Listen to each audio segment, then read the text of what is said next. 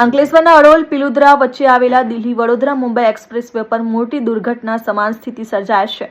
બ્રિજના concrete સ્લેબમાં અંદાજે 8 ફૂટ જેટલું મોટું ગાબડું પડી જતા વાહન ચાલકોમાં ભયનો માહોલ જોવા મળ્યો. બ્રિજના એક્સપાન્શન જોઇન્ટમાં પણ નુકસાન થયું છે, જેના કારણે બ્રિજની મજબૂતી અને સુરક્ષા સામે ગંભીર સવાલો ઊભા થયા છે.